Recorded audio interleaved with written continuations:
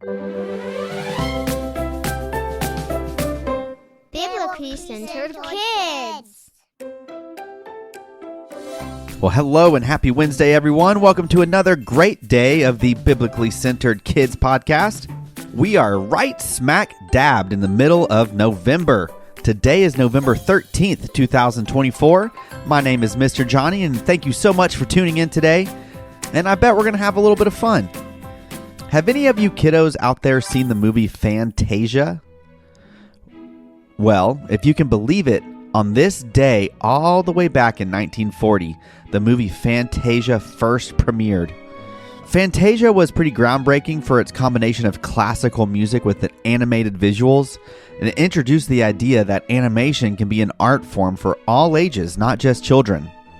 Unlike traditional narrative films, Fantasia is composed of various segments, each set to a different piece of classical music.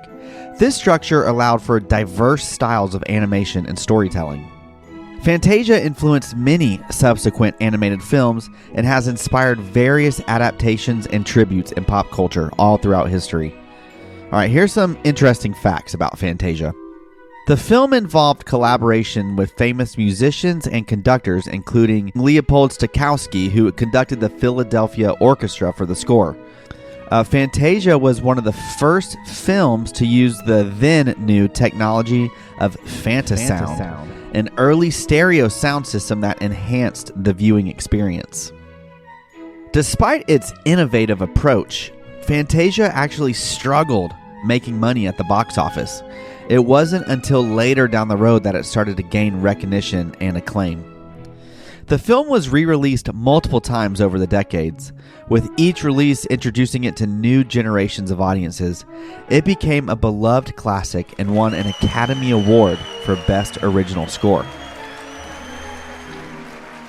Fantasia has had a lasting impact on both music and animation, influencing genres and styles in various forms of media. I know not everyone loves to sit down and watch an hour and a half of music and animation, but I love it. All right, do you guys remember what virtue we're learning this week? That's right, we've been talking all about truthfulness. This week's virtue says, we talk truthfully and appropriately and do not mislead people with our words. So in honor of the importance of telling the truth, we're going to play a quick little fun game called True or False. You know what this one is, right? I'm going to read about 10 statements, and you have to determine if the statement is true or false. Are you ready? All right, let's jump in. All right, number 1. You can see the Great Wall of China from space. True or false? That is actually false, which is a little disappointing for me because all growing up, I kept hearing that you can see the Great Wall of China from space. To find out that's not true, I don't know, disappointing. Number 2, peanuts are a type of nut.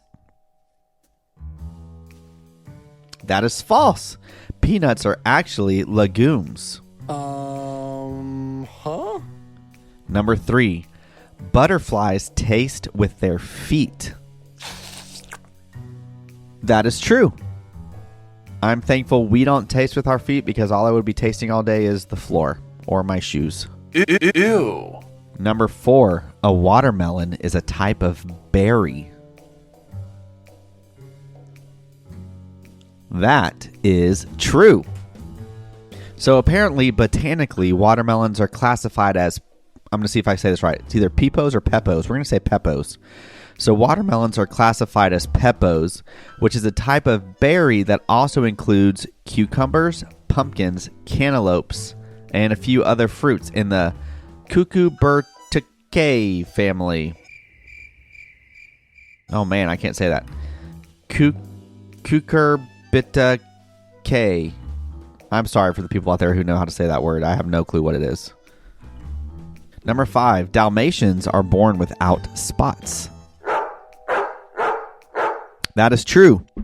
And of course, anyone who has seen the great, maybe one of my top favorite Disney movies, 101 Dalmatians, one of the scenes is when Cruella de Vil comes in to see the puppies. She calls them rats because they just look like little white rats because they haven't gotten their spots yet. Number 6, owls don't have eyeballs. I know what you're thinking. We've all seen owls, right? And of course we can see they have eyes. But they're actually not eyeballs. So this is true. They actually have eye tubes. So the shape of their eye is actually more tubular and goes further back in their head than an eyeball. Number 7, a group of jellyfish is called a float. That's false. They actually have a few different names. They are called a smack, ow, thank you, a bloom, a brood, or a swarm. Number 8, Goofy, Mickey, and Donald Duck can all be seen in the beginning of The Little Mermaid. That's true. Isn't that crazy? Even if you know, it's still hard to see. There's a scene in the beginning where King Triton is going over a crowd of people in his chariot that's pulled by dolphins.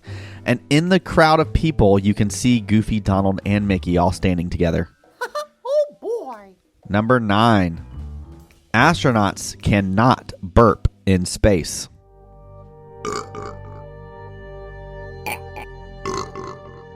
That's true. They cannot burp in space because gravity doesn't separate the gases, liquids, and solids in their stomach like it does on Earth. That hurts my head to understand that. All right, last one, okay? The largest state in America is California. True or false? That's actually false. Do you guys know what the biggest one is? It's Alaska. Well, thank you guys so much for playing along today, and thank you so much for continuing to listen to all the episodes this week. I hope you enjoyed this episode today. Let's see, what's today? Wednesday. So tomorrow we're going to dive into the New Testament story for the week. So be sure to listen, and we'll see you right back here. Until next time.